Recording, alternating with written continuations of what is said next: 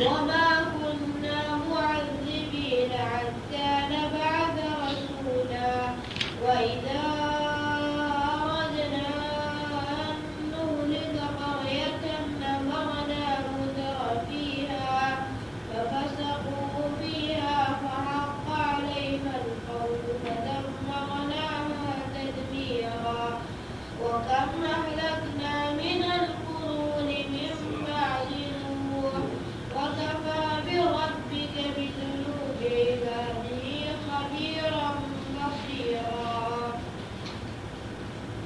من كان يريد العاجلة عجلنا له فيها ما نشاء لمن نريد ثم جعلنا له جهنم يصلاها مذموما مدحورا ومن أراد الآخرة وسعى لها سعيها وهو مؤمن فأولئك كان سعيهم مشكورا كلا نمد هؤلاء وهؤلاء من عطاء ربك وما كان عطاء ربك محظورا انظر كيف فضلنا بعضهم على بعض وللآخرة أكبر درجات وأكبر تفضيلا لا تجعل مع الله إلها آخر فتقعد مذموما مخذولا وقضى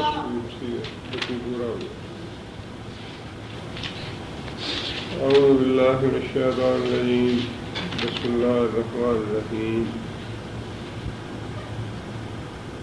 ويدعو الإنسان بالشر ويدعو اور وہ دعا کرتا ہے یدعو کون سا فعل ہے یدعو مضارع کا ہے اور صیغہ واحد مذکر غائب ہے یدعو الانسان دعا کرتا ہے انسان بالشر ساتھ برائی کے دعاءہو اس کی دعا دعاءہو اس کی دعا بالخیر جیسی کہ خیر کے لیے ہونی چاہیے انسان برائی کے لیے دعا کرتا ہے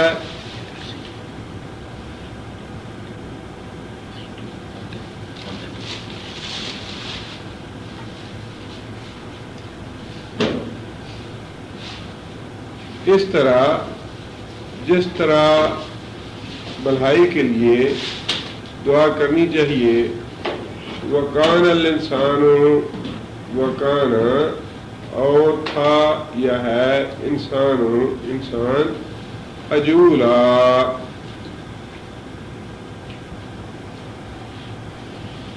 عجولن کیا ہے مبالغہ کا سیغہ ہے یہ عجولن بہت زیادہ جلدی کرنے والا بہت زیادہ جلد باز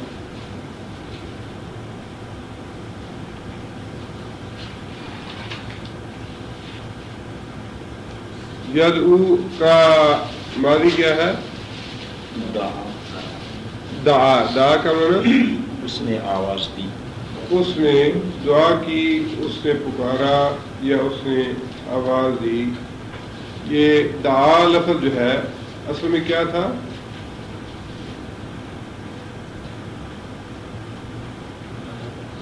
جی نہیں دال عین اور اس کے آخر میں اصل میں واو تھی دعوا واو جو ہے یہ اس کو ریپلیس کیا گیا الف سے اور وہ دعا ہو گیا ماضی میں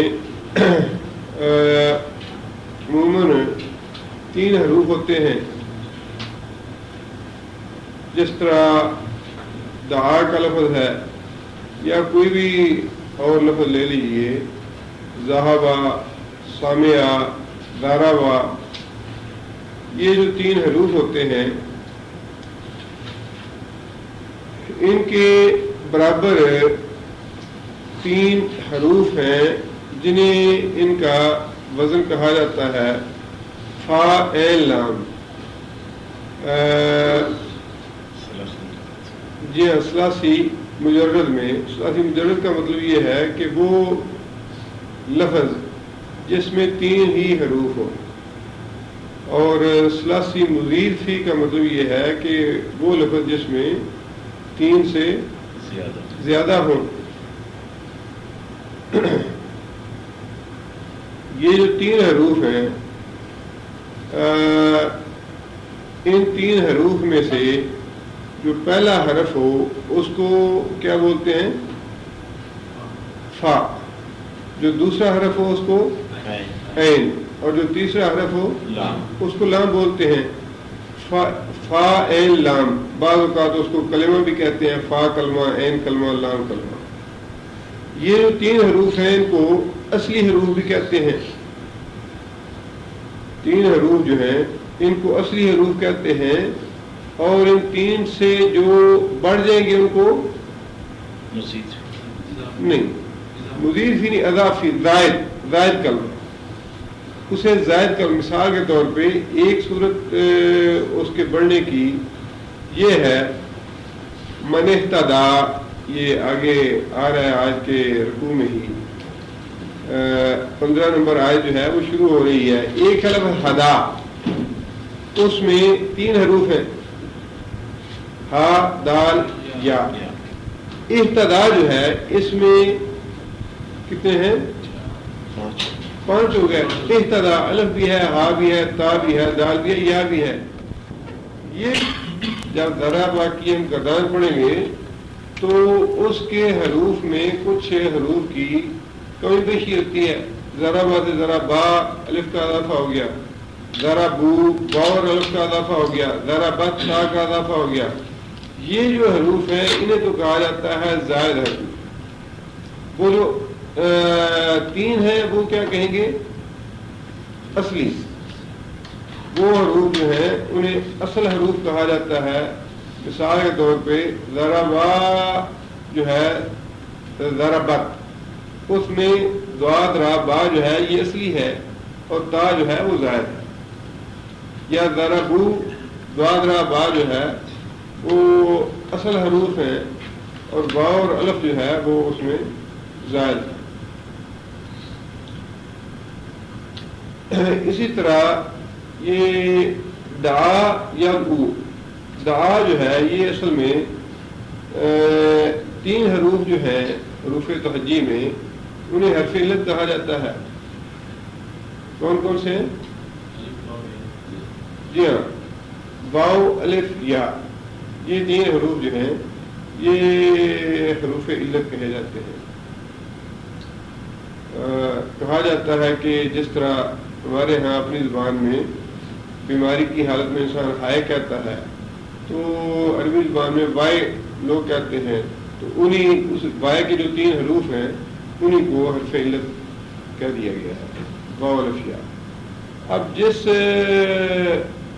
ماضی کے لفظ میں یا مضارع کے لفظ میں ان 3 حروف میں سے کوئی ایک حرف آ جائے، خواہ وہ فا کلمے پہ ہو یا عین کلمے پہ ہو یا لام کلمے پہ ہو، اس میں جو ہے نا اس کی گردان یا سیگوں میں کچھ تھوڑا سا دقت پیش آتی ہے، کچھ تبدیلی جو ہے وہ مختلف سی ہوتی ہے۔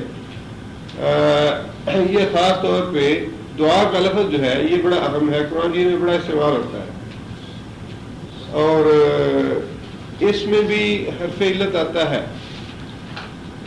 اس لیے کم از کم یہ لفظ جو ہے نا اس کی ماضی اور مضارع کی گردان جو ہے وہ سارے دوستوں کو ذہن میں رکھنی چاہیے۔ اصل لفظ یہ کیا تھا؟ کسی کے پاس مارکر تو نہیں ہوگا؟ نہیں ہے مارکر۔ اصل میں یہ لفظ تھا دال، عین، واو، اور تینوں حروف کے اوپر زبر ہے دا، آبا۔ واو کو ہٹا کے اس سے آگے الف لگایا گیا اور اس سے یہ بن گیا دعا. دعا کیا مانا؟ اس ایک آدمی نے دعا کی یا اس ایک آدمی نے پکارا. اب اس کا تسنیہ کا صیغہ کیا ہوگا؟ دعوا. وہ یہ اصل میں واو جو آیا نا اس میں یہ پہلے صیغے کا ہی واو ہے ایکچولی، جس کو الف سے ریپلیس کیا گیا ہے. نہیں سمجھے؟ اصل میں پیپر ہے، خالی پیپر کسی کے پاس پیپر. چلیے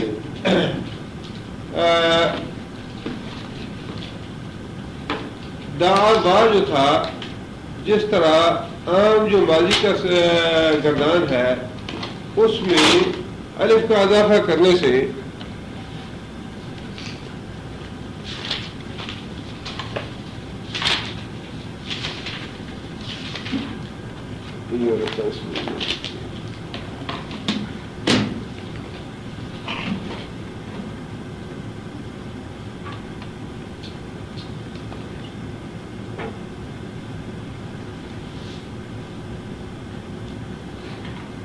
یہ اصل میں دعوا یوں لفظ تھا، یہ دال عین واو، یہ ہے ماضی فعل کا واحد مذکر غائب کا صیغہ، جس کو یوں کیا گیا کہ یہ جو واو ہے اس کو ہٹا کے اس کی جگہ پہ دال عین الف آ گیا، دعا. اب یہ دعوا کی بجائے ہم اس کو دعا پڑھتے ہیں اور اسے ماضی کا واحد مذکر غائب کا پہلا صیغہ سمجھتے ہیں. چونکہ اصل میں یہ کیا تھا؟ دعوا، لہذا اس کا جو دوسرا صیغہ ہوگا وہ کیا بنے گا؟ دوسرا صیغہ کیا بنے گا؟ دعوا. واو کے آگے ضربا، ضربا. دوسرا تسنیہ کا صیغہ بنانے کے لیے ہمیں کیا کرنا پڑتا ہے؟ الف کا اضافہ کرنا پڑتا ہے. اب الف کا اضافہ ہم اس میں تو کر نہیں سکتے، دعا اس میں تو پہلے سے الف موجود ہے، لہذا الف کا اضافہ جو ہے وہ اس میں کرتے ہیں اور وہ کیا بن جائے گا؟ دعوا. لہذا دعا کا جو دوسرا صیغہ ہے تسنیہ کا وہ کیا بنے گا؟ دعوا. اچھا دعوا بنا. اور تیسرا جو ہے وہ جس طرح ضربا ضربا ضربو، واو کا اضافہ ہوتا ہے اور اس واو کے آگے الف بھی آتا ہے. یہ الف جو ہے یہ بڑا اہم ہے، یہ جمع کی علامت ہے. اگر یہ نہ ہو، اگر الف نہ ہو تو وہ جمع کا صیغہ نہیں ہوگا. الف کا جمع کے صیغے کے آگے الف کا آنا جو ہے وہ ضروری ہے. دعوا سے جمع کا صیغہ کیا بنے گا اس کا؟ دعو. واو کے آگے دوسرا اس کا صیغہ دال عین واو الف، دعوا. اس طرح آئے گا. صرف یہ تیسرا جو صیغہ ہے اس میں بھی حروف تو یہی ہوں گے لیکن اعراب جو ہے وہ بدل جائیں گے. حروف جو ہے وہ یہی رہیں گے.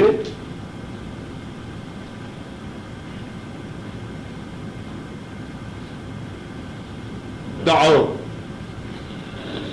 یہ اس جی ہاں واو ساکن ہے لیکن اس کے آگے الف ہے جو کہ جمع کی علامت ہے. دعو ان سب لوگوں نے دعا کی. دعا اس ایک آدمی نے دعا کی. دعوا ان دو آدمیوں نے دعا کی. اور دعو ان سب آدمیوں نے دعا کی. اب اس کے بعد تیسرا سے چوتھا صیغہ کیا ہوگا؟ دعت. اس لیے کہ جی دعت دعت جس طرح ضربت ہے یا فعالت ہے اسی طرح یہ واو جو ہے اس کو ہٹا کے تا کا اضافہ ہو جائے گا جو کہ علامت ہے تانیث کی مؤنث کی علامت ہے.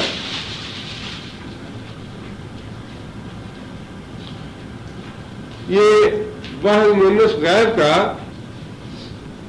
پہلا صیغہ یہ ہو جائے گا دعت.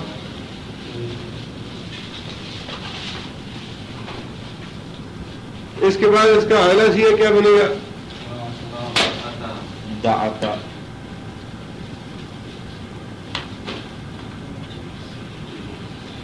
جس طرح ضربت ضربتا اسی طرح دعت دعتا. اور اس کا اگلا صیغہ کیا بنے گا؟ دعتنا. دعتنا.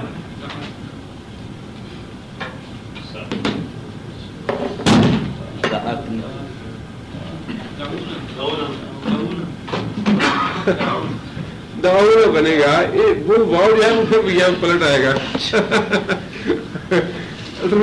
یہ اس میں تھوڑا سا کنفیوژن ہے جس میں حرف علت آ جاتے ہیں نا جن لفظوں میں، ان میں تھوڑا سا یہ ہوتا ہے.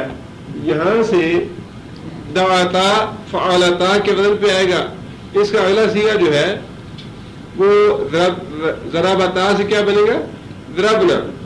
یا فعالتا سے فعلنا. دعاتا سے کیا بنے گا؟ دعونا. وہ واؤ جو ہے وہ پھر پلٹ آئے گا دعونا. اس کے بعد پھر اگلے جو سارے صیغے ہیں نا وہ ایزی ہو جاتے ہیں. یہ واؤ جو ہے باقی سارے صیغوں میں باقی رہے گا. دعونا. اس کے بعد دعوتا. دعوتا کا نا تو نے پکارا. دعوتا تو نے دعا کی. اس کا تسنیہ کا دعوتما دعوتم. آگے دعوتی دعوتما دعوتنا دعوتو دعونا. یعنی اس کے بعد واؤ جو ہے باقی سارے 8 صیغوں میں مسلسل چلتا رہے گا. لیکن پہلے جو 6 صیغے ہیں ان میں واؤ جو ہے 3 صیغوں میں سے غائب ہو جاتا ہے یا گر جاتا ہے. ایک تو پہلا صیغہ جو کہ دعوا تھا اور اس کو دعا کر کے پڑھا گیا. دوسرے میں پھر واؤ رہے گا جو پڑھا جائے گا دعوا. تیسرے میں جمع کا واؤ آئے گا دعاؤ. اور چوتھے صیغے سے واؤ گر جائے گا دعت آ جائے گا. تا کا اضافہ ہو جائے گا جو کہ تانیث کی علامت ہے. اور پھر 5ویں میں دعتا تسنیہ کا مؤنث آ جائے گا. اور اس کے بعد 6ٹھے صیغے میں وہ واؤ پھر پلٹ جاتا ہے دعونا.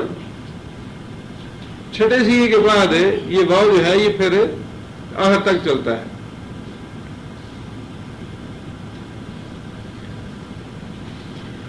سلی صاحب آپ کریں کا دائر اس کی. ہاں جی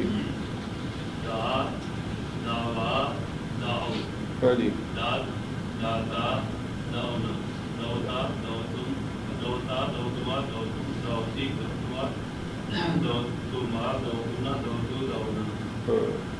سلی صاحب آپ کر سکتے ہیں؟ نہیں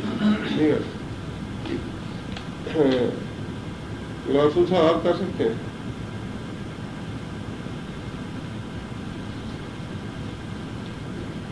سوائے صاحب آپ کریں گے؟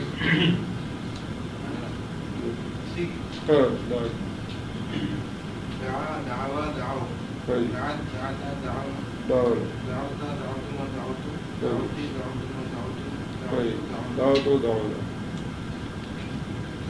دعا کا لفظ جو ہے یہ چونکہ اہم ہے بہت ہے اور قرآن شریف میں بار بار آتا ہے. ویسے اس کے وزن پہ دوسرے الفاظ بھی ہیں. خاص طور پہ اس کے جو صیغے ہیں لفظ دعا کے یہ ذہن میں رکھنے چاہیے. یہاں پہ جو لفظ آیا ہے یہ مضارع کا ہے. یدعو ید الانسان دعا کرتا ہے انسان. دعا سے مضارع کیا بنے گا؟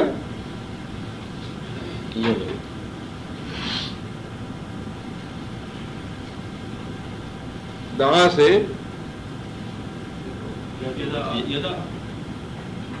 جی یدعو وہ پکارتا ہے. جب وہ لکھا جائے گا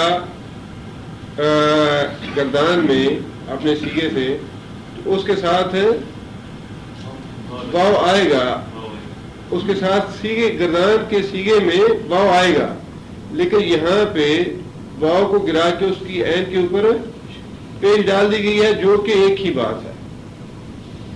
یدعو ویسے پڑھنے میں, آواز میں, تلفظ میں اس میں کوئی فرق نہیں آئے گا, لیکن لکھنے میں یہاں سے واو ساکت ہے آگے ملانے کے لیے یدعو الانسان. لیکن جب اس کا مضارع کا صیغہ لکھا جائے گا تو اس میں واو بھی لکھا جائے گا یدعو, اور اس کا دوسرا صیغہ یدعوان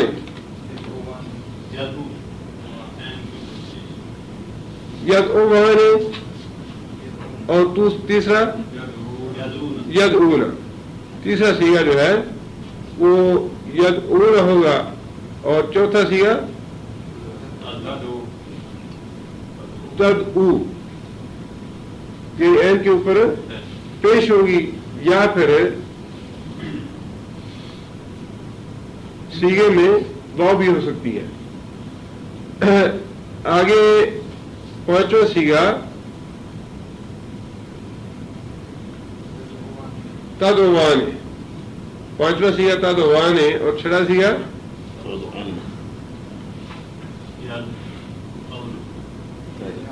یدعون.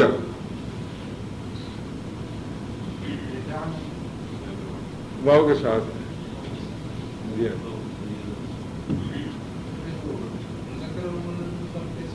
نہیں, یہ دونوں کے ایک ہی ہیں.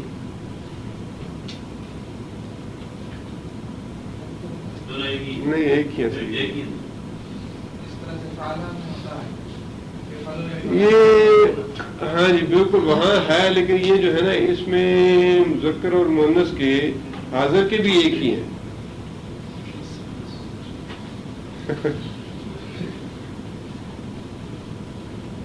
یہ جو فعلت ہے نا اس میں کنفیوژن ہوتا ہے. مثلا یہ جو مذکر حاضر کے ہیں تدعو, تدعوان, تدعون یوں آئیں گے, اور پھر تدعین, تدعوان, پھر تدعون آئے گا مؤنث کے لیے, ادعو ندعو اس طرح سے. لیکن اس میں فعلت کی وجہ سے چونکہ کافی تبدیلیاں ہیں اس لیے کنفیوژن اکثر ہو جاتا ہے اس میں. بہرحال یہ مضارع کا پہلا صیغہ ہے یدعو الانسان, دعا کرتا ہے انسان, بشر برائی کی, یعنی جو انسان کے حق میں بعض اوقات بری چیز ہوتی ہے وہ بھی انسان اس طرح ماننے لگتا ہے دعاہو بالخیر, جیسے کہ اس کی دعا ہونی چاہیے خیر کے لیے, جیسے اس کی دعا ہونی چاہیے خیر کے لیے. ویسے تو اس آیت کی تفسیر میں بعض لوگوں نے کافر کی اس دعا کا بھی حوالہ دیا ہے, جو اس نے کہی تھی کہ اگر محمد صلی اللہ علیہ وسلم حق پہ ہیں تو یا اللہ ہم پہ پتھروں کی بارش برسا دے. بعض مفسرین کے نزدیک یا تاریخ میں ابو جہل کے بارے میں لکھا ہے, اور بعض مفسرین نے کوئی اور نام لکھا ہے کہ اس نے بیت اللہ شریف کا غلاف پکڑ کے یہ دعا کی تھی کہ یا اللہ اگر محمد صلی اللہ علیہ وسلم حق پہ ہیں اور ہم باطل پہ ہیں تو ہم پہ پتھروں کی بارش برسا دے. تو اس کے جواب میں اللہ تعالیٰ نے یہ آیت نازل فرمائی کہ انسان جو ہے یہ برائی کی دعا اس طرح مانگتا ہے جس طرح خیر اور بھلائی کی مانگنی چاہیے. اور بعض مفسرین نے اس دعا کو یا اس آیت کو عام لیا ہے, جیسا ایک کافر کہتے تھے کہ اگر تم اللہ کے نبی ہو تو ہم پہ عذاب لے آؤ, اگر تم اللہ کے سچے نبی ہو ہم تمہیں مانتے نہیں ہیں تو ہم پہ اللہ کی پکڑ کیوں نہیں آتی. اس کے جواب میں اللہ تعالیٰ نے یہ بات ارشاد فرمائی کہ لوگ جو ہیں وہ برائی اس طرح مانگتے ہیں جس طرح خیر اور بھلائی مانگنی چاہیے. یعنی اگر نبی سے اختلاف ہے تو تب بھی ان کو غور و فکر سے کام لینا چاہیے, نہ یہ کہ اپنے لیے بد دعا کرنی شروع کر دے کہ یا اللہ ہم پہ عذاب لے آ یا ہم پہ پتھروں کی بارش برسا دے. یعنی کوئی بھی ایسی چیز جو ہے برائی والی وہ انسان کو نہیں مانگنی چاہیے. اور خاص طور پہ والدین کو تو یہ نبی صلی اللہ علیہ وسلم نے ہدایت فرمائی ہے وضاحت کے ساتھ کہ ماں باپ جو ہے اپنی اولاد کے لیے کوئی بری دعا نہ مانگے, اس لیے کہ اولاد کے حق میں والدین کی دعا جو ہے وہ قابل قبول ہوتی ہے. اور کوئی پتہ نہیں کہ انسان کسی وقت کوئی کلمہ ایسا کہہ دے اپنی اولاد کے بارے میں جو مقبولیت کا وقت ہو اور فوراً ہی اللہ کے ہاں قبول ہو جائے. لہذا اولاد کے معاملے میں خاص طور پہ احتیاط کا حکم دیا گیا ہے.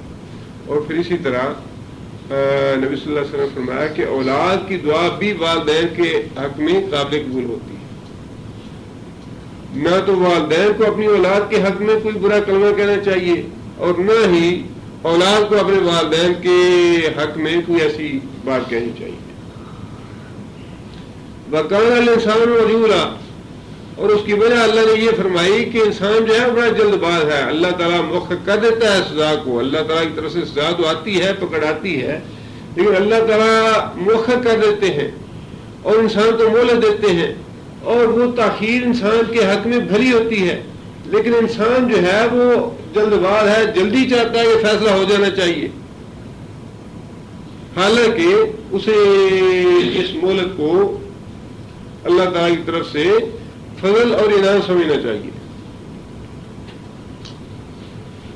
اور ویسے بھی دعا کے بارے میں رسول اللہ صلی اللہ علیہ وسلم نے یہی فرمایا ہے کہ انسان کو دعا کے معاملے میں عجلت نہیں کرنی چاہیے. صحابہ کرام نے پوچھا یا رسول اللہ عجلت کیا ہے؟ فرمایا عجلت یہ ہے کہ انسان دعا مانگے اللہ تعالیٰ سے اور انسان یہ دیکھے کہ دعا قبول نہیں ہو رہی تو انسان دعا کرنی چھوڑ دے کہ میری دعا تو قبول نہیں ہو رہی. حالانکہ قرآن مجید کے مطالعے سے بھی اور احادیث کے مطالعے سے یا جو واقعات ہیں ان سے بھی پتہ یہ چلتا ہے کہ انسان جو بھی چیز اللہ سے مانگتا ہے اللہ تعالیٰ اسے ضرور ہی دنیا میں دیتے ہیں. اس لیے کہ اگر اللہ تعالیٰ نہ دیں تو انسان کی جو جزا کا صبر ہے وہ ختم ہو جاتا ہے. ایک انسان جو ہے وہ اللہ تعالیٰ سے صبر مانگتا ہے, یا اللہ مجھے صبر دے, کوئی بھی تکلیف آئے, پریشانی ہے, بیماری آ گئی یا کوئی حادثہ ہو گیا تو انسان مانگے اللہ سے یا اللہ صبر دے. اور پھر انسان اللہ تعالیٰ صبر نہ دے انسان کو, قیامت کے دن تو انسان کہہ سکتا ہے یا اللہ میں تو صبر مانگتا رہا, مجھے تو نے دیا ہی نہیں صبر, میں تو توفیق مانگتا رہا کہ مجھے نیکی کی توفیق ملنی چاہیے, مجھے ہدایت حاصل ہونی چاہیے. یا اللہ میں نے ہدایت بھی مانگی, میں نے توفیق بھی مانگی, تو نے دی ہی نہیں مجھے. لہذا یہ ممکن ہی نہیں کہ اللہ تعالیٰ سے انسان کوئی چیز مانگے اور اللہ تعالیٰ اسے نہ دے. انسان جو بھی چیز اللہ سے مانگتا ہے اللہ تعالیٰ نے خود قرآن میں ارشاد فرمایا ہے, جو انسان یہ دعا مانگتا ہے ربنا آتنا فی الدنیا حسنۃ, یا اللہ دنیا میں ہمیں مال دے, دولت دے اور خیر و بھلائیاں عطا کر, ہم اس کو دنیا میں دیتے ہیں. اور جو آدمی ہم سے یہ دعا مانگتا ہے ربنا آتنا فی الدنیا حسنۃ وفی الآخرۃ حسنۃ, یا اللہ ہمیں دنیا میں بھی بھلائیاں عطا فرما اور آخرت میں بھی بھلائیاں عطا فرما, ہم اسے دنیا اور آخرت دونوں میں دیتے ہیں. اور اب یہ دیکھ لیجئے کہ جو آدمی جس نسبت سے دنیا اور آخرت مانگتا ہے اللہ اسے اسی نسبت سے ہی دیتا ہے. جو جتنا مانگتا ہے نا, جس آدمی کی نیت میں یہ ہے جی ہاں اولاد کو یہ بھی پڑھانا چاہیے, یہ بھی دنیا بھی ہو, دین بھی ہو, یہ بھی ہونا چاہیے, اللہ تعالیٰ اسے یوں اور یوں دونوں طرح ہی دیتا ہے. اگر ایک آدمی خالص کہے یا اللہ خالص مجھے تو آخرت ہی دے, اللہ تعالیٰ اسے دنیا بھی دیتا ہے آخرت بھی دیتا ہے. جس آدمی کے ذہن میں جس کی نیت میں جتنا کچھ ہوتا ہے, نہیں جی نرا مولوی تو بنانا ہی نہیں نا, اللہ اسے نرا مولوی نہیں بناتا. یعنی جو آپ کے ذہن میں ہوگا نا مانگتے ہوئے کہ نہیں جی ٹھیک ہے ساتھ یہ میں اتنی دنیا بھی رکھوں گا اتنی دین بھی رکھوں گا، اللہ اسے اتنا دین اور اتنی دنیا دے دیتا ہے۔ جس آدمی کے ذہن میں جو پرسنٹیج ہوتی ہے، جو سوچ ہوتی ہے، جتنی فکر ہوتی ہے کہ ٹھیک ہے جی بنانا تو ڈاکٹر ہی ہے اس کو، لیکن ٹھیک ہے قرآن پڑھا دیں گے، اس کو اللہ تعالیٰ اتنا ہی دے دیتے ہیں، ڈاکٹر بنا دیتے ہیں، جتنا وہ چاہتا تھا نا اس کو اتنا قرآن پڑھا دیں گے بس یہ کافی ہے ہمارے لیے، اللہ تعالیٰ اسے اتنا ہی دے دیتے ہیں۔ یہ بڑی تجربے کی بات ہے، جتنا مانگیں گے دین اور جتنی دنیا مانگیں گے اللہ بالکل 100% اسی طرح کا آپ کو دے دے گا۔ خالص دنیا مانگتے ہیں اللہ خالص دنیا دے دے گا، ایسے ہو ہی نہیں سکتا کہ اللہ تعالیٰ آپ کو دنیا نہ دے، دنیا تو اللہ کافروں کو بھی دے رہا ہے، تو ہمیں کیوں نہیں دے گا جب اللہ کہتا ہے کہ میں تمہیں دوں گا۔ اور جو آدمی دین کے ساتھ دنیا کے ساتھ جتنا دین مانگے گا دنیا کے ساتھ اللہ اسے اتنی دنیا دین بھی دے دے گا۔ اور جو آدمی خالص دین ہی کا مطالبہ کرے، خالص آخرت کا ہی مطالبہ کرے، اللہ تعالیٰ اسے خالص آخرت اور خالص دین ہی دے گا۔ یہ اب انسان کی اپنی خواہش پہ اور اپنی فکر اور اپنی سوچ پہ ڈیپینڈ کرتا ہے کہ وہ اللہ سے مانگتا کیا ہے۔ لیکن یہ بات ذہن سے نکال دینی چاہیے کہ اللہ دیتا نہیں، جو آدمی یہ کہتا ہے اسے یہ سوچنا چاہیے کہ میں نے اللہ سے مانگا کیا تھا۔ جس آدمی کو اللہ نے جتنا دیا ہے اسے اتنا کچھ ہی مانگا ہے، ورنہ یہ ہو نہیں سکتا کہ آپ اللہ تعالیٰ سے دین کی بڑھائی مانگے اور آپ کو اللہ دین کی بڑھائی نہ دے، دنیا سے رکھ دے، یہ ممکن ہی نہیں ہے۔ آگے اللہ فرماتے ہیں کہ وَجَعَلْنَا اللَّيْلَ وَالنَّهَارَ آیَتَيْن، جعلنا ہم نے بنایا لیل رات کو، والنہار اور دن کو، آیتین دو نشانیاں۔ اب یہ ہے اصل میں قرآن کی تعلیم جو قرآن پڑھنے سے ہی حاصل ہوتی ہے، قرآن کے مطالعے سے ہی انسان میں یہ سوچ پیدا ہوتی ہے کہ انسان یہ بھی سوچے کہ یہ رات اور دن کیا ہے، ورنہ تو کافر بھی یہ دن رات گزارتا ہے اس دنیا میں، اور 60 70 سال 100 برس کی عمر میں کبھی اسے سوچنے کی مہلت نہیں ملتی، کبھی یہ فکر پیدا نہیں ہوتی کہ یہ دن رات ہے کیا۔ یہ تو قرآن مجید ہمیں تعلیم دیتا ہے، ہمارے اندر یہ سوچ اور فکر پیدا کرتا ہے کہ اس رات اور دن پہ بھی سوچوں کہ یہ کیا ہے۔ اللہ فرماتے ہیں کہ دن اور رات کا اختلاف جو ہے ان میں بھی دو نشانیاں ہیں۔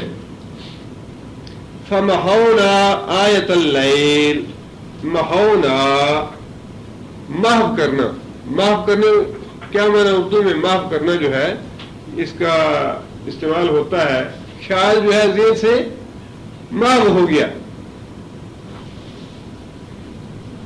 محو کا معنی مٹ جانا، محو کا معنی مٹ جانا، ختم ہو جانا۔ نبی صلی اللہ علیہ وسلم کے بعض لوگوں نے نام وغیرہ تصنیف کیے ہیں یا بنائے ہیں، ان میں ایک نام ماہی کا بھی ہے۔ ماہی کا معنی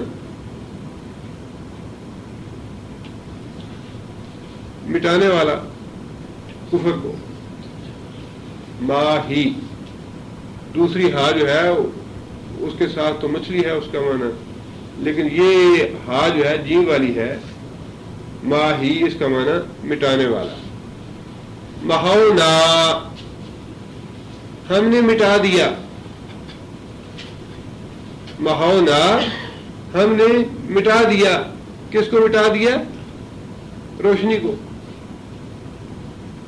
محونا ہم نے مٹا دیا، ختم کر دیا، آیت اللیل رات کی نشانی کو، اس کے نور کا، اس کا جو نور ہے دن کا، اس کو ہم نے رات سے مٹا دیا، یعنی رات کی نشانی کو ہم نے بے نور بنایا، رات کی نشانی کو ہم نے تاریکی والا، اندھیرے والا بنایا۔ وَجَعَلْنَا اور بنایا آیَةَ النَّہَار دن کی نشانی کو، مبصرتاً मुबसिरतन क्या है? इसम फाइल है ये।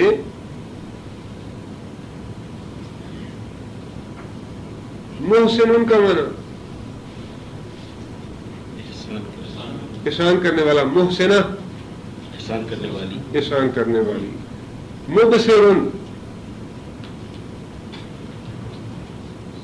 रोशन, दिखाने वाला, मुबसिरुन दिखाने वाला, मुबसिरतुन दिखाने वाला, दिखाने वाला, बसारत से है जी। मुबस्सिर का माना खुद देखने वाला, मुबसिरा का माना दिखाने वाला, मुबस्सिर का माना देखने वाला। मुबसिरतन दिखाने वाली, यानी रात की निशानी जो है वो दिखाने वाली है, चीजें जो है उसमें नजर आती हैं। दूसरे अल्फाज में इसका तर्जुमा यूं कर सकते हैं कि दिन की निशानी रोशनी देने वाली है, रोशन करने वाली, दिखाने वाली। लितबतगू, ले ताकि, तबतगू कौन सा फेल है? तबतगू मुजारा है जो मुज़क्कर हाजिर का सीगा है, ताकि तुम तलाश करो। फज़लन, फजल यानी रोजी, रिज़्क। मिन रब्बिकुम अपने रब की तरफ से या तुम्हारे रब की तरफ से, यानी दिन की जो निशानी है उसको देखने वाला अल्लाह ताला, दिखाने वाला अल्लाह ने इसलिए बनाया ताकि तुम लोग दिन की रोशनी में अल्लाह का फजल तलाश करो, मेहनत मजदूरी करो, नौकरी करो, बिजनेस करो, कारोबार करो।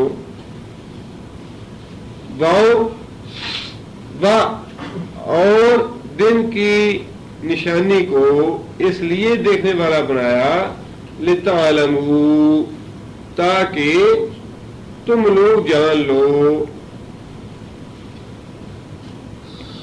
अदाद सनीन, सनीन का वाहिद क्या है? सन। सन का माना सना, साल। सनीन सालों की तादाद, अदादा का माना तादाद। सनीन सालों की, बल हिसाब और महीनों दिनों का हिसाब, दिनों का, महीनों का, हफ्तों का, घंटों का हिसाब किताब जो है तुम्हें उसका पता चल जाए। दिन और रात तब्दील होते हैं तो आप कहते हैं जी ये चांद जो है ये तो पहली रात का चांद है। अब बढ़ते बढ़ते बढ़ गया तो आप कहते हैं ये तो 14वीं का चांद है। अब घटते घटते घट गया तो आप कहते हैं ये तो 28वीं का या 25वें का चांद आ गया।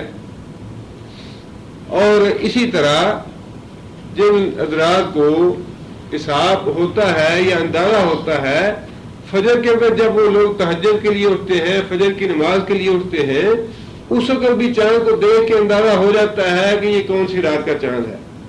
और बाज़ रात जो है उन्हें सितारों तक के हिसाब से पता चलता है कि ये कौन सी रात है, 12वीं, 14वीं, 13वीं। इसलिए फरमाया कि ये जो दिन और रात का इख्तलाफ है ये निशानियां हैं तुम्हारे लिए, और इन निशानियों से तुम सालों का हिसाब भी रखते हो और फिर माहों अय्याम का भी हिसाब रखते हो। इतने हफ्ते गुजर गया, इतने महीने गुजर गया, इतने दिन गुजर गया, ये हिसाब किताब भी तुम इससे लगाते हो। और फिर इन निशानियों में दूसरी चीजें भी हैं कि इंसान रात के वक्त इनसे रास्ते का तयन करता है, समुद्र में, फिजा में, ये चीजें जो हैं सारी काम आने वाली हैं। फरमाया कि ये चीजें तुम्हारे लिए निशानियां हैं कि इन चीजों से तुम रहनुमाई हासिल करते हो। और फिर इस्लामी एतबार से दिन और रात की गर्दिश में, दिन और रात के इख्तलाफ में, सूरज और चांद के मामले में सारी इबादत का इन्हिसार जो है वो रखा ही इस पे गया है। घड़ियों का मामला तो अब आ गया, लेकिन रसूल सल्लल्लाहु अलैहि वसल्लम ने हयात तय्यबा में सारा हिसाब किताब नमाजों के औकात का बताया ही इसी तरीके से है کہ جب اس کا سایہ جو ہے وہ برابر ہو جائے تو ظہر ہے، جب اس کا دگنا ہو جائے تو اتنا ہے، سورج غروب ہو جائے تو مغرب ہے، اور پھر جب تاریکی ہو جائے تو اتنا ہے، عشاء کا وقت شروع ہو جاتا ہے، تاریکی کے اعتبار سے، غروب ہونے کے اعتبار سے، طلوع ہونے کے اعتبار سے، اور پھر سائے کے اعتبار سے اوقات جو ہے وہ بتائے گئے۔ اسی طرح رمضان کا جو مہینہ ہے یا روزے کا جو حساب ہے وہ بھی چاند کے حساب سے بتایا کہ چاند نظر آئے گا تو روزہ شروع ہوگا۔ اسی طرح عید کے جو دو اہم تہوار ہیں ان کے بارے میں بھی چاند کے حساب سے بتایا کہ جب چاند دیکھو گے تو عید کرو گے۔ اسی طرح زکوٰۃ جو ہے وہ ہم اسلامی حساب سے یا چاند کے اعتبار سے دیتے ہیں، انگریزی حساب سے نہیں دیتے۔ اور حج جو آتا ہے وہ بھی چاند کے اعتبار سے آتا ہے، یعنی 10 ذی الحج جو ہے، یوم نحر جو ہے، وہ چاند کے اعتبار سے ہے، کسی دوسرے اعتبار سے نہیں ہے۔ لہذا مسلمان کے لیے تو بہت سی نشانیاں ہیں اور بہت سی رہنمائی ہے اور بہت سی باتیں ہیں دن رات کے اختلاف میں۔ ساری زندگی کا انحصار جو ہے وہ دن رات کے اختلاف میں ہے۔ وَكُلَّ شَيْءٍ، اور ہر ایک چیز، فصلنا کون سا فعل ہے؟ فصلنا جمع متکلم ہے، ماضی کا فعل ہے۔ فصلنا کا معنی، فصل کا معنی الگ کرنا، کسی چیز سے کسی چیز کو کاٹ دینا، الگ کر دینا، کسی چیز کو کھول دینا۔ فصلنا، ہم نے کھول دی ہے ہر چیز، کل شیء، یعنی کوئی چیز ہم نے اندھیرے میں نہیں رکھی، پوری طرح کھول کے بیان کی ہے، تفصیلاً، کھولنی۔ فصلنا، ہم نے کھولا ہو اس کو، یعنی ہر چیز کو، ہر بات کو، تفصیلاً، پوری طرح کھولنا، یعنی ہم نے ہر چیز کو پوری طرح واضح کیا ہے، پوری طرح اس کی تفصیل بیان کی ہے، پوری طرح کھول دیا ہے۔ نبی صلی اللہ علیہ وسلم نے بھی یہ بات ارشاد فرمائی کہ میں جو دین لے کے آیا ہوں، لیلھا کنہارھا، میرے دین کی راتیں بھی کنہارھا، اس کے دن کی طرح روشن ہیں۔ میرے دین کی راتیں بھی دن کی طرح روشن ہیں، کوئی بات ایسی نہیں جو میں نے چھوڑی نہ ہو بتانے سے، یا جس کی وضاحت نہ کی ہو اللہ اور اللہ کے رسول نے۔ ہر بات کی وضاحت اللہ نے بیان فرما دی، ہر وہ بات جس کا تعلق انسان کی ہدایت سے تھا۔ ہر بات سے مراد یہ ٹیکنالوجی یا سائنس یا اس طرح کی چیزیں نہیں ہیں، ہر بات سے مراد ہر وہ بات جس کا تعلق انسان کی ہدایت سے ہے۔ ایسی کوئی بات اللہ کے رسول نے باقی نہیں چھوڑی۔ آگے اللہ فرماتے ہیں کہ وَكُلَّ إِنسَانٍ، اور ہر انسان، الزمنا کیا کون سا فعل ہے؟ جمع متکلم ہے، ماضی کا فعل ہے، لازم ملزوم کا لفظ اردو میں استعمال ہوتا ہے۔ فلاں چیز بڑی لازم ہے، کیا مطلب؟ بڑی ضروری ہے، واجب ہے۔ الزمنا، ہم نے ضروری کر دیا اس کو، ہم نے لازم کر دیا اس کو، ہم نے چپکا دیا اس کو۔ ہر انسان کا معاملہ یہ ہے کہ ہم نے اس کے ساتھ لازم کر دیا طائرہ، طائر کسے کہتے ہیں؟ پرندے کو۔ یہاں پرندے سے مراد انسان کا نامہ اعمال، انسان کا نامہ اعمال یا انسان کی قسمت، انسان کی تقدیر۔ طائرہ، اس کی قسمت، اس کی تقدیر، اس کا نامہ اعمال، فی عنقہ، عنق کسے کہتے ہیں؟ گردن کو۔ معانقہ کسے کہتے ہیں؟ گلے ملنے کو، گردن سے گردن ملانے کو معانقہ۔ ایک آدمی دوسرے سے گردن ملاتا ہے تو معانقہ۔ عنقہ ہی، اس کی گردن میں ہم نے اس کا نامہ اعمال ڈال رکھا ہے. یعنی جو بھی انسان نیکی یا برائی کرتا ہے وہ اس کے نفس سے ہے, اس کے شعور سے ہے, اس کا جو منبع ہے وہ خود انسان ہے. کوئی چیز انسان پہ تھوپی نہیں جاتی. انسان کو دو راستے تو بتائے گئے ہیں, لیکن ان دو راستوں پہ چلنے کا اختیار اللہ نے انسان کو دیا ہے. ہدیناہ النجدین, ہم نے انسان کو دو راستوں کی خبر دی, دو راستے دکھا دیے انسان کو. اب ان دونوں راستوں میں سے جس راستے پہ انسان چلنا چاہتا ہے اسے اختیار ہے. اس کی اچھائی اور برائی کا جو نتیجہ ہے یا جو اس کا نامہ اعمال ہے وہ ہر انسان کا اس کی گردن میں لٹکا ہوا ہے. اب اچھائی کرنا چاہے تو اس پہ اچھائی لکھتا جائے, اگر وہ برائی کرتا ہے تو اس پہ برائی لکھی جائے گی. یعنی اس کے اپنے ہاتھ میں ہے کہ وہ اپنے نامہ اعمال پہ کیا لکھتا ہے جو اس کی گردن میں لٹکا ہوا ہے. وَنُخْرِجُ, اور ہم اس کو نکالیں گے. نخرجو کون سا فعل ہے؟ جمع متکلم, گزارا ہے جمع متکلم کا صیغہ. لہو, واسطے اس کے, یوم القیامت, قیامت کے دن, کتابن, ایک کتاب, کتاب سے مراد نامہ اعمال. یلقا,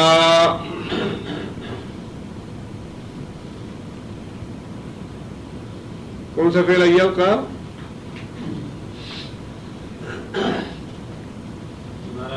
مضارع ہے بعد مذکر غائب کا صیغہ. یلقا, وہ پائے گا, ہو اس کتاب کو, اس نامہ اعمال کو, منشورا. منشور کیا ہے؟ مفعول کے وزن پہ ہے. منشورن کس کے وزن پہ ہے؟ ہاں نشر سے ہے بالکل, مادہ وہی انون شیر رہا. منشور, اس کا وزن کیا ہوگا؟ مفعول ہے. معلوم, مجبور, مقہور, مطلوب, مقصود, یہ سارے مفعول ہیں. منشورن, نشر کا معنی کسی چیز کو پھیلانا, کھولنا کسی چیز کو, کسی چیز کو بانٹنا, تقسیم کرنا. یلقا ہو, قیامت کے دن ہم انسان کو, جب انسان آئے گا تو پائے گا اپنے نامہ اعمال کو منشورن, کھلا. یعنی ہر انسان کا وہ جو نامہ اعمال دنیا میں اس کے گلے میں ڈالا گیا ہے, یا یوں سمجھ لیجئے کہ ایک تختی انسان کے گلے میں ڈالی گئی ہے اور ہر انسان اس تختی پہ لکھتا جا رہا ہے. خود جو کچھ وہ کر رہا ہے وہ اس پہ لکھتا جا رہا ہے. ایک طرح سے وہ تحریر ہے جو اس کے گلے میں ڈالی گئی ہے, اور وہ اس پہ نیکی یا برائی لکھ رہا ہے کہ میں یہ کچھ کر رہا ہوں. اللہ فرماتے ہیں کہ وہ جو کچھ اسے لکھا ہے وہ ایک کتاب کی شکل میں قیامت کے دن یلقا, پا لے گا, اس کو منشور, کھلا ہوا اپنے سامنے. سب کچھ وہ خود ہی دیکھ لے گا, اسے بتانے کی ضرورت نہیں پڑے گی. اسے بتانے کی ضرورت نہیں پڑے گی. یہاں دنیا میں جو انسان بات بھول گیا ہے وہ بھی سامنے آ جائے گی. 4 دن کے بعد, ہفتے کے بعد انسان سے پوچھا جائے بھی فلاں بات جی مجھے تو یاد نہیں رہی, وہاں یہ بات نہیں ہوگی جی مجھے 10 سال یا 20 سال یا 50 سال پرانی بات جو ہے وہ یاد نہیں رہی. اللہ فرماتے ہیں منشورا, تمہارے سامنے ساری باتیں کھلی کھلی آ جائے گی کہ تم نے زبان سے یہ بات نکالی, آنکھوں سے یہ حرکتیں کی تم نے, ہاتھوں سے یہ تم نے کام کیے, پاؤں سے یہ کام کیے, تمہارے دل اور دماغ نے یہ سوچا, جو کچھ بھی ہوگا منشورا, کھلا کھلا انسان کے سامنے آ جائے گا. یلقا, وہ پائے گا, ہو اس کتاب کو, منشورا, کھلا کھلا. اقرا, اقرا کیا مانا؟ تو پڑھ. امر کا صیغہ ہے، امر کا فعل ہے. اقرا تو پڑھ کتابک اپنی کتاب، اپنے نامہ اعمال. یعنی انسان کو صرف اتنا ہی کہنے کی ضرورت ہوگی کہ یہ کھلا ہوا نامہ اعمال ہے، اقرا، اسے پڑھ لو، اور اس کو اپنے انجام کا خود ہی پتہ چل جائے گا کہ میں نے دنیا میں اپنے لیے جنت کا فیصلہ کیا تھا یا جہنم بھول لی تھی. اسے صرف یہی کہا جائے گا اقرا، پڑھ لو کتابت اپنا نامہ اعمال، کفا بنفسک اليوم علیک حسیبا. کفا کون سا فعل ہے؟ ماضی ہے، اور صیغہ واحد مذکر غائب کا ہے. کفا وہ کافی ہوا، بنفس کا اپنی جان کے لیے،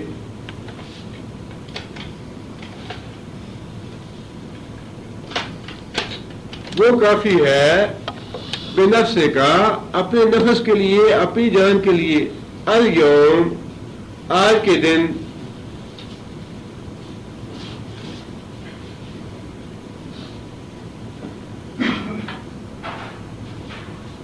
علیہ کا بنفس کا تیرا نفس کافی ہے. کفا کافی ہے، بنفس کا تیرا نفس، الیوم آج، علیہ کا تیرے اوپر، حسیبا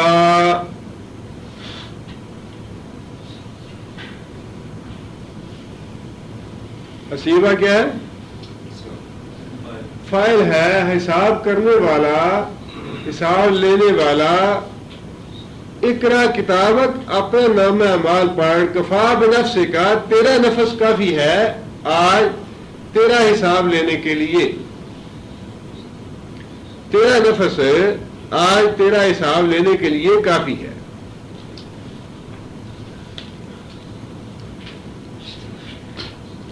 قرآن مجید میں مختلف جگہ پہ مختلف باتیں ارشاد فرمائی گئی ہیں قیامت کے معاملے میں. میزان بھی ہوگا، نامہ اعمال لوگوں کے ہاتھوں میں بھی دیے جائیں گے، لوگوں کو حساب کتاب کے لیے روکا بھی جائے گا. کہیں اللہ یہ فرماتے ہیں کہ جو مجرم لوگ ہیں ان کا حساب کتاب لینے کی ضرورت نہیں ہوگی، انہیں گھسیٹ کے جہنم میں ڈال دیا جائے گا. کہیں فرمایا کہ فرشتوں کو ارشاد ہوگا کہ بھائی انہیں روکو، ان سے حساب کتاب لینا ہے. یہ جو اس طرح کے مختلف اللہ تعالیٰ نے ارشاد فرمائی ہیں، جو بظاہر ہمیں لگتا ہے کہ کوئی بات کسی طرح کی ہے، کوئی بات کسی طرح کی ہے. کہیں فرمایا حساب لینا ہے، کہیں فرمایا حساب لینے کی ضرورت نہیں ہے، کہیں فرمایا کہ خود ہی پڑھ لو تم حساب اپنا، تمہارا انجام کیا ہے. اور کہیں فرمایا کہ نہیں، ان کو نامہ اعمال جو ہے ہاتھوں میں دیے جائیں گے، ان کا حساب کتاب کیا جائے گا، ان کے اعمال کو تولا جائے گا. تو اس کا یہی صحیح کنسیپٹ ہے. واللہ عالم، اللہ تعالیٰ بہتر جانتے ہیں کہ ان ساری باتوں کی ترتیب کیسے ہوگی. لیکن مختلف انسانوں کا معاملہ مختلف ہوگا، مختلف انسانوں کا معاملہ جو ہے وہ مختلف ہوگا. بعض لوگ جو ہیں ان کے بارے میں خود اللہ فرمائے گے کہ ان کا حساب کتاب کیا جائے، اور بعض لوگ یا بعض مجرم ایسے ہوں گے جن کا حساب کتاب کرنے کی ضرورت نہیں ہوگی، فرمایا جائے کہ ان کو گھسیٹ کے جہنم میں ڈال دو.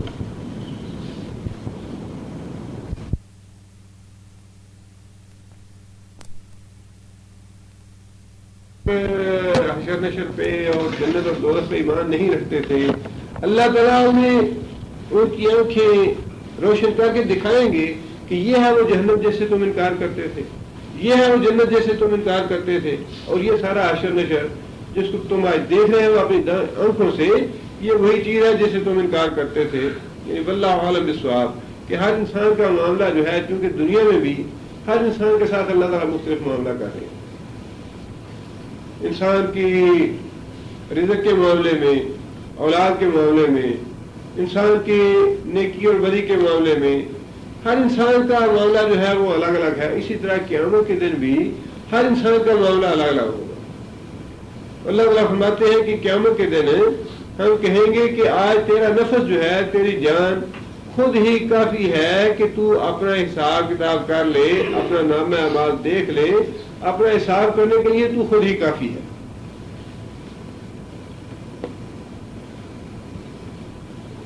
آگے اللہ فرماتے ہیں کہ من اہتدیٰ، من جو شخص اہتدیٰ،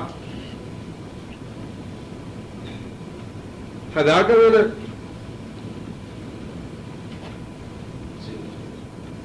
جی سیدھا راستہ، ہدایت والا راستہ.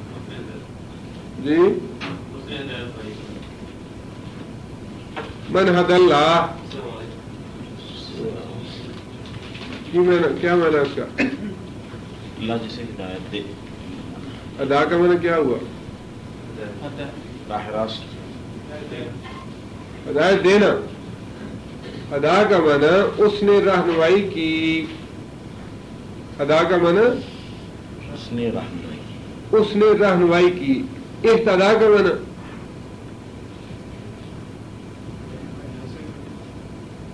اس نے راہ پائی. ہدا کا معنی کسی دوسرے کو راہ دکھانا. اہتدا کا معنی خود راہ پانا.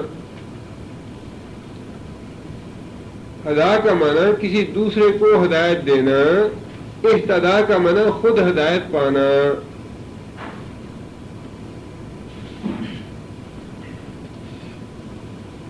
اہتدا کا معنی خود ہدایت پانا. من اہتدا جو شخص ہدایت پائے، جو شخص سیدھی راہ چلے، فإنما پس بے شک وہ یہتدی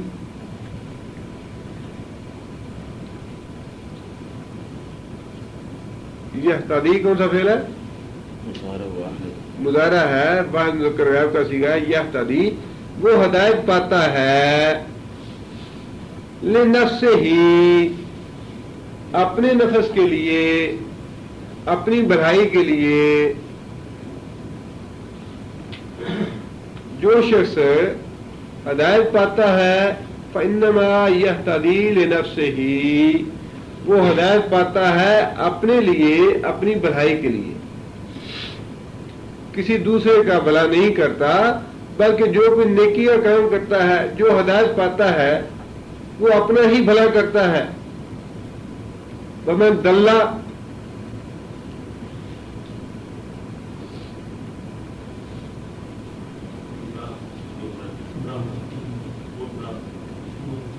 وہ گمراہ ہوا، اور گمراہ کیا کیا ہوگا؟ اضل. من دلہ اور جو گمراہ ہوا، فإنما یضل پس وہ گمراہ ہوتا ہے علیہا اپنے آپ پر، یعنی اس کی گمراہی کا وبال جو ہے وہ خود اسی پر ہوگا. اگر کوئی ہدایت پاتا ہے اور اس کے لیے محنت کرتا ہے، مشقت کرتا ہے، کوئی تکلیف اٹھاتا ہے، تو وہ اپنا ہی بھلا کرتا ہے. یعنی یہ قرآن مجید کا یا اسلام کا بڑا ایک بنیادی نقطہ ہے کہ انسان نیکی اگر کرتا ہے تو اس کا فائدہ اس نیکی کرنے والے کو ہے.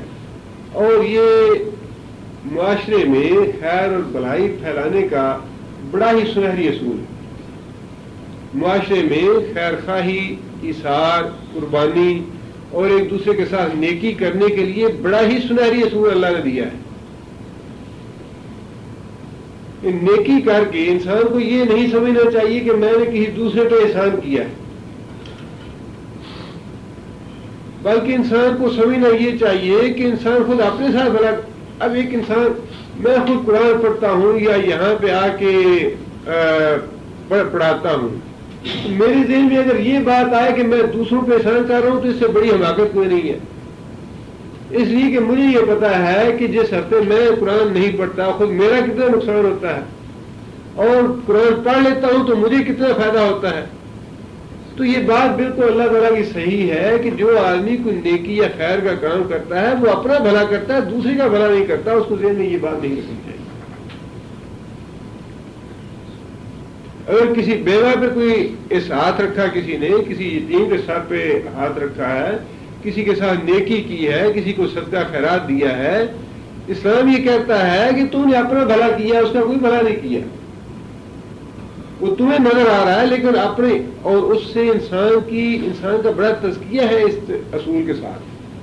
انسان کو نیکی کرنے کے بعد یہ سوچنا چاہیے کہ میرا بھلا کیا ہوا ہے, کہیں ایسے تو نہیں میں نے ریا سے کیا اور میرا کوئی بھلا ہی نہ ہوا ہو. نیکی کا نتیجہ یہ ہونا چاہیے کہ انسان کے نفس کا تزکیہ ہو, انسان کے نفس میں طہارت اور پاکی آئے. نماز پڑھ کے بھی اگر انسان کے نفس کا تزکیہ نہیں ہوا, روزہ رکھ کے انسان کے نفس کا تزکیہ نہیں ہوا, تو انسان کو خود جائزہ لینا چاہیے کہ میں نے نیکی کی تھی, میرا کچھ بھلا ہوا یا نہیں ہوا. میں نے صدقہ خیرات کیا, فلاں کے ساتھ میں نے کوئی بھلائی کی, اس بھلائی کا یا اس خیر کا کوئی فائدہ مجھے پہنچا یا نہیں پہنچا. اور اگر خدا نخواستہ مجھے فائدہ نہیں پہنچا تو اس کا مطلب یہ ہے کہ مجھے اس بات کا جائزہ لینا چاہیے کہ جو میں نیکی کر رہا ہوں یہ واقعی نیکی ہے یا نہیں, یا میرے عمل میں یا میرے خلوص میں کوئی کمی اور کمزوری ہے. اس لیے کہ اللہ تعالیٰ نے تو یہ واضح طور پہ فرما دیا کہ جو آدمی نیکی اور خیر کرے گا, ہدایت پائے گا, وہ اپنا ہی بھلا کرے گا, اور جو غلط کام کرے گا, گناہ کرے گا, اس کا نقصان بھی اسے ہوگا. انسان کہتا ہے میں نے فلاں کی بےعزتی کر دی, اس کا نقصان ہو گیا, اس کا نقصان تو نہیں ہوا. وہ نامہ اعمال تو تمہارا خراب ہو گیا جس نے اپنی زبان سے غلالت نکالی ہے, اپنی زبان سے گالی گلوچ نکالا ہے, اپنی زبان سے کوئی بری بات نکالی ہے. نامہ اعمال اس کا تو گندا نہیں ہوا جس کو برا تم نے کہا. نامہ اعمال تو تمہارا اپنا سیاہ ہو گیا, اس کا کیا بگڑا. اس لیے اسلام کی تعلیم یہ ہے کہ برائی کرو گے تو تمہارا اپنا نامہ اعمال خراب ہوگا, تمہارا اپنا نقصان ہوگا, کسی کا کچھ بھی نہیں بگڑے گا. اور پھر آگے فرمایا کہ ولا تاذرو, ولا لا تاذرو کون سا فعل ہے؟ مضارع منفی کا صیغہ کون سا ہے؟ واحد مؤنث غائب کا. لا تاذرو, اور یہ مؤنث کا صیغہ کس کے لیے ہے؟ نفس کے لیے. اور نہیں کوئی نفس ہے اٹھاتا, وازرتن, اور نہیں کوئی اٹھاتا یا اٹھاتی, وازرہ جی اسم فاعل ہے, اس کا مذکر کیا ہوگا؟ وازرن. اس کا وزن کیا ہوگا؟ فاعلن یا طالبن, عالمن, جاہلن. اسی طرح وازرن اور عالمن کا مؤنث کیا ہے؟ عالمتن. طالبن کا مؤنث طالبہ. اسی طرح وازرن کا وازرتن. وازرہ اٹھانے والی, نہیں اٹھاتی کوئی اٹھانے والی. وزر, وزر کا معنی بول. اخرى دوسری, اخرى بھی تانیث ہے آخر کی, آخر جو ہے مذکر کے لیے اور اخرى مؤنث کے لیے. کوئی نہیں اٹھاتی اٹھانے والی بوجھ دوسری کا, اس کا لفظی معنی یہ ہوگا کوئی بوجھ اٹھانے والی کسی دوسری کا بوجھ نہیں اٹھاتی یا اٹھائے گی. یعنی کوئی جان, کوئی آدمی کسی دوسرے کا بوجھ نہیں اٹھائے گا. یعنی خلاصہ اس کا یہی ہے کہ جو ہدایت پاتا ہے, نیکی کرتا ہے, وہ اپنا بھلا کرتا ہے, جو گناہ کرتا ہے وہ بھی اس کا وبال بھی اسی پہ آئے گا, کسی دوسرے پہ نہیں آئے گا. آگے اللہ فرماتے ہیں وما كنا معذبین. ما یہاں پہ کون سا ہے؟ نافیہ. ما كنا, اور نہیں ہے ہم, معذبین کیا ہے معذبین؟ اسم فاعل ہے عذاب دینے والے، نہیں ہے ہم عذاب دینے والے، حتیٰ کہ نبعثا، کون سا فعل ہے نبعثا؟ مضارع ہے، جو متکلم کا صیغہ ہے، نبعثا رسولا، رسول، جب تک ہم رسول نہ بھیجتے ہم عذاب نہیں کرتے، ہم عذاب کرنے والے نہیں ہیں۔ یعنی کسی قوم کی طرف جب تک اللہ تعالیٰ رسول نہ بھیج دے، اللہ تعالیٰ ان کے اعمال پہ گرفت نہیں کرتے۔ یعنی اگر فی الواقع کوئی دنیا میں جگہ ایسی ہے جن کی طرف کوئی پیغمبر نہیں گیا، کوئی مبعوث نہیں ہوا، ایک بات تو یہ ذہن میں رہنی چاہیے کہ نبی صلی اللہ علیہ وسلم کی بعثت مبارک کے بعد پوری قیامت تک پوری دنیا کے لوگوں کے لیے نبی صلی اللہ علیہ وسلم رسول ہیں۔ یعنی نبی صلی اللہ علیہ وسلم ایک معنی میں یا ایک لحاظ سے پوری دنیا جو ہے وہ نبی صلی اللہ علیہ وسلم کی امت ہے، نبی صلی اللہ علیہ وسلم کے آنے کے بعد، تشریف لانے کے بعد۔ لیکن اس امت میں سے جس نے نبی صلی اللہ علیہ وسلم کو مان لیا، نبی صلی اللہ علیہ وسلم کا اقرار کر لیا، ایمان لے آئے، وہ تو حقیقی امت بن گئی، ماننے والی امت بن گئی، اور جس نے نبی صلی اللہ علیہ وسلم کا انکار کر دیا وہ نبی صلی اللہ علیہ وسلم کی منکر یا انکار کرنے والی امت بن گئی۔ اب اگر دنیا میں پھر واقعی کوئی خطہ ایسا ہے یا کوئی جگہ ایسی ہے جہاں پہ نبی صلی اللہ علیہ وسلم کی دعوت نہیں پہنچی، اور اس کا فیصلہ اللہ تعالیٰ کریں گے کہ فی الواقع کوئی جگہ ایسی تھی یا نہیں تھی، یا فی الواقع کوئی قوم ایسی تھی یا نہیں، یا کوئی خطہ ایسا تھا یا نہیں تھا۔ اللہ فرماتے ہیں کہ فی الواقع کوئی ایسی جگہ ہوئی جہاں پہ اللہ کے رسول کی تعلیم نہیں پہنچی یا اللہ کا رسول کا پیغام نہیں پہنچا، تو اللہ تعالیٰ اسے عذاب نہیں کریں گے۔ لیکن اس کے ساتھ ہی بعض مفسرین نے اس بات کی تخصیص کی ہے کہ توحید کے معاملے میں رسول کا پہنچنا بھی ضروری نہیں، اس لیے کہ توحید جو ہے وہ اللہ تعالیٰ نے انسان کی فطرت میں رکھی۔ اگر کسی رسول کا پیغام کسی جگہ پہ نہیں بھی پہنچا کسی آدمی کو، تب بھی توحید جو ہے وہ اللہ تعالیٰ نے انسان کی فطرت میں رکھی، اس کے بارے میں اللہ تعالیٰ ضرور مواخذہ کریں گے۔ اللہ عالم بالصواب۔ جو بظاہر الفاظ ہیں قرآن مجید کے وہ یہی ہے کہ جب تک ہم کسی قوم میں رسول نہ بھیجے ہم اس کو عذاب کرنے والے نہیں ہیں۔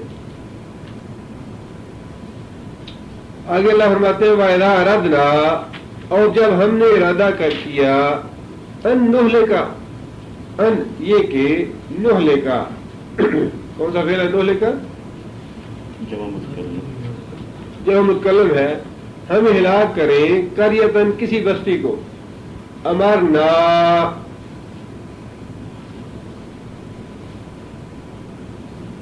کون سا فعل امرنا؟ فعل ماضی ہے جو متکلم کا صیغہ ہے، ہم نے حکم دیا، مترف، مترف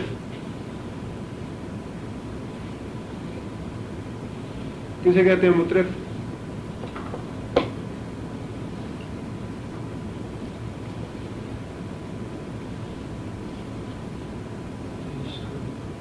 کھانے پینے والے دولت مند لوگ، اصل میں یہ لفظ تھا مترفین، امرنا مترفین، دولت مند کھاتے پیتے امیر لوگ، نون جو ہے وہ اضافت کی وجہ سے گر گئی، مترفیہا، ہم حکم دیتے ہیں وہاں کے دولت مند کھاتے پیتے لوگوں کو، فَفَسَقُوا، امرنا، ہم حکم دیتے ہیں کس کے ذریعے؟ رسولوں کے ذریعے۔ مطلب یہ ہے کہ وہاں کے جو کھاتے پیتے لوگ ہوتے ہیں، کیونکہ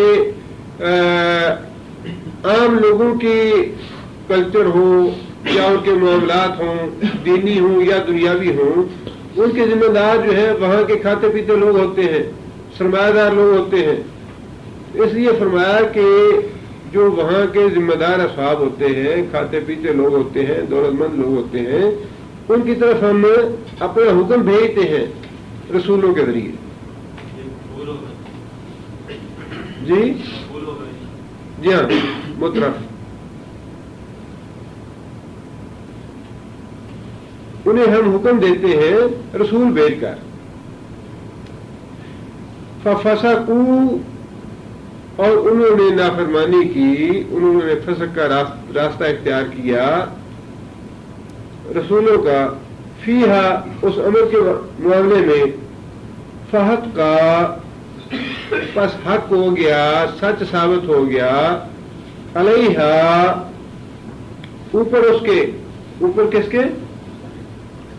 اوپر اس بستی کے، القول، قول سے مراد یہاں پہ فیصلہ، یعنی اس بستی پر فیصلہ جو ہے وہ حق ہو گیا. فدمرنا، دمرنا کون سا فعل ہے؟ فعل ماضی ہے، جو متکلم کا صیغہ. دمرنا، ہم نے ہلاک کر دیا، ہم نے برباد کر دیا، ہاں اس بستی کو، تدمیراً، برباد کرنا، ہلاک کرنا، یعنی ہم نے اس بستی کو اس طرح ہلاک کیا جس طرح ہلاک کرنے کا حق تھا.